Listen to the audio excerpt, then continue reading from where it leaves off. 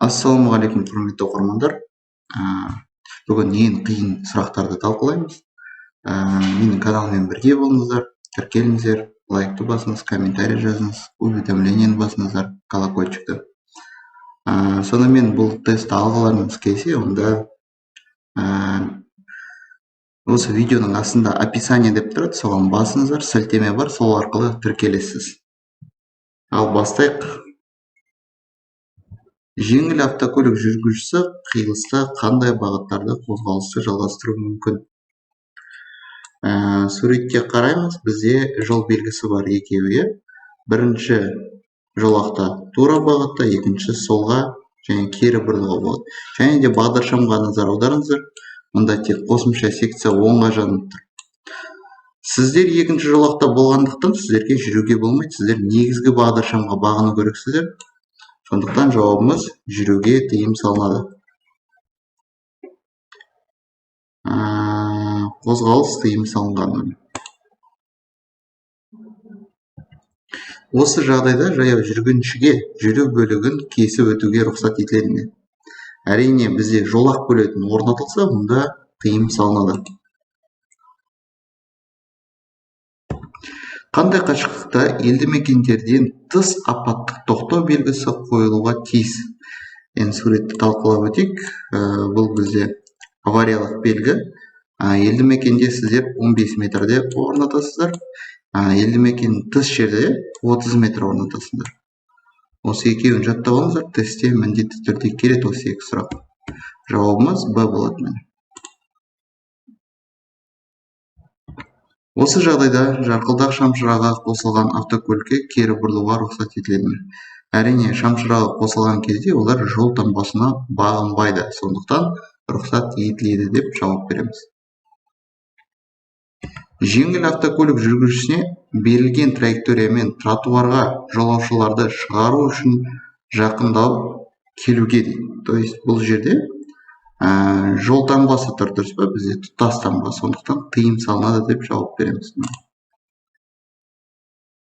Үзік сызық болған кезде онда рұқсат етіледі.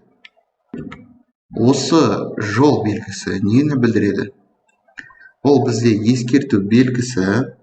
Ескерту белгісі тестте келетін сұрақтар ол. Елді мекенде 50-100 метрде ескертеді, қауіптілік бар екенін. Елді мекен тыс жерде 150-300 метрде. Және де бұл белгінің атауы бізде тегіс емес жол. Көбінесе бұндай белгілер жол жұмысы кезінде орнатылады.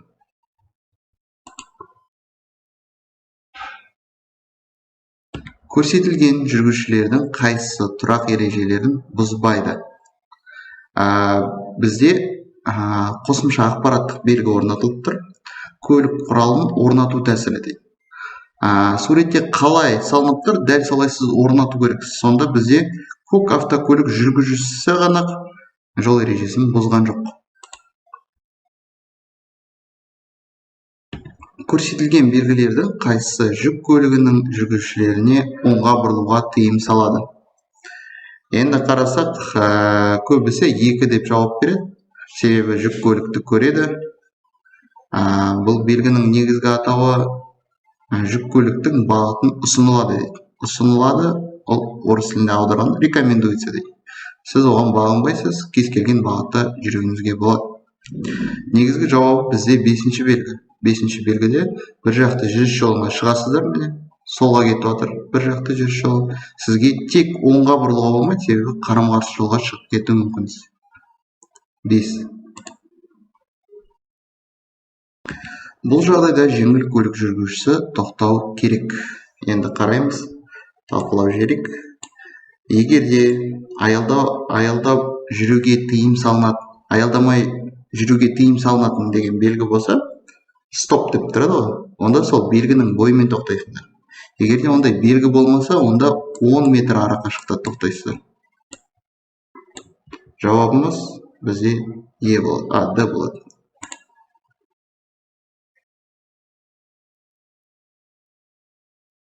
Жүргізушіге реверстік қозғалыстың жолағына шығуға рұқсат етілген бе?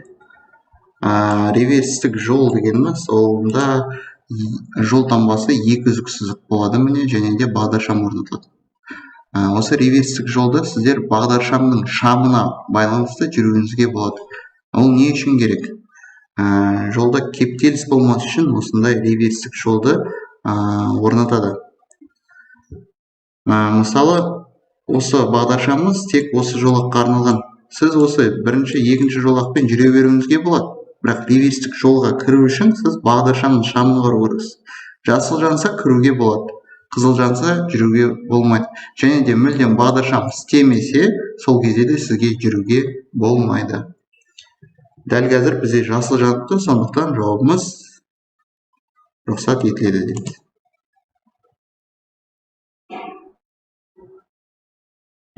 Жеңіл автокөлік қандай бағыттарда қозғалысын жалғастыруы мүмкін? Бағдаршамның шамына қараймыз. Мұнда қосымша секция өшіп қалды. Қайтадан анимациясын көрсетейін. Жанып тұрды да, сол бір уақытта өшіп қалды біз жеткенше. Сондықтан сіздерге жүруге тыйым салынады. Қозғалысқа тыйым салынады. Көк автокөліктің маневрі ереже бұзу болып табылады ма? Қараңыздар, бұл жерде бізде үзік сызық бар, иә? Сондықтан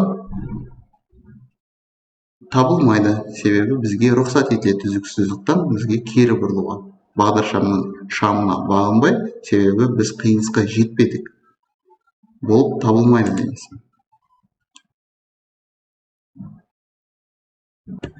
Жүргізушіге осы белгіден кейін орналасқан өзі тұратын үйге жүріп өтуіне рұқсат етілген бе? Белгінің атауы кіруге тыйым салынады.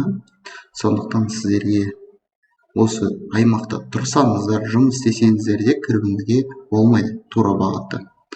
Сізге рұқсат етіледі егерде қарама-қарсы бағытынан кірсеңіз. Мысалы, айналып келіп басқа жағынан кірсең болады. Себебі бұл белгі бір жақты жүріс жолының аяғында орнатылады. Осы жақтан шығуға болады, бірақ кіруге болмайды. Сондықтан жауабымыз қарсы бағыттан ғана рұқсат етілген деп жауап бересіздер. Осы жол белгісінен өткеннен кейін сізге қандай жылдамдықпен жүруге рұқсат етіледі? Бұл тұрғын аймақ деген белгі. Әрине, тұрғын аймақта біз 20-дан жоғары жүруімізге болмайды. Көк автокөліктің жүргізушісіне көрсетілген жерде жолаушыларды отырғызуды жүзеге асыруға рұқсат етіледі ме?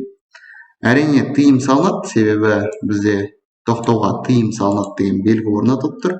Осы белгіден өткен соң келесі қиылысқа дейін сіздерге мүлдем тоқтауға болмайды. Әрине, сіздерде тоқтауға рұқсат етеді, егерде мәжбүрлі болсаңыздар.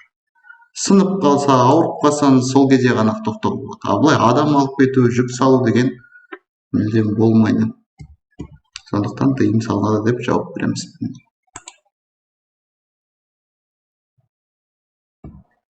Осы жол белгісі бізде жол тарылу деген белгі ғой.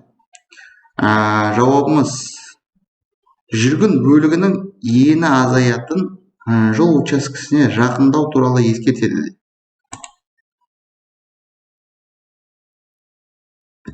Бұл жағдайда жеңіл автокөлік жүргізушісіне қиылыста қай бағытта кесіп өтуге рұқсат етіледі? Анимациясын көрсеткенде тоқтатайын, көрсетейін.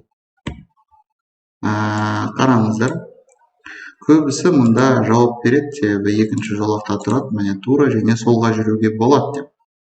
Бірақ сіздердің сол жақтарыңызда көлік жоқ. Сондықтан сіздер тек тура бағытта жүру міндетті боласыздар. Түсінікті ме? Егер де сол жақтарыңызда көлік болса, сол кезде қосымша солға бұрылуларыңызға болады. Көбісі ойлайды, неге мұнда белгі бар ғой? Ол қосымша орнатылған. Сол жақта көлік болған жағдайда сіздер солға бұрыла аласыздар. Себебі сіз алыстан келе жатқанда көрдіңіз ғой, солға бұрылғыңыз келген кезде сол жақта көлік жоқ екенін, онда алдын ала көшіп солға бұрылу керек еді.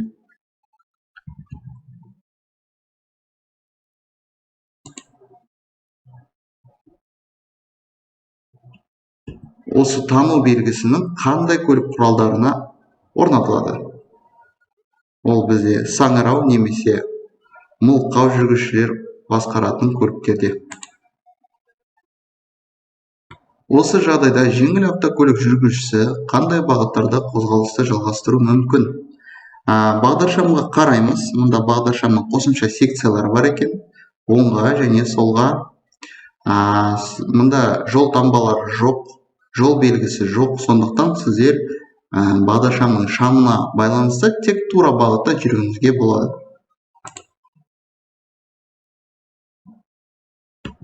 Кең түрдегі үзік таңбалау сызығы нені білдіреді?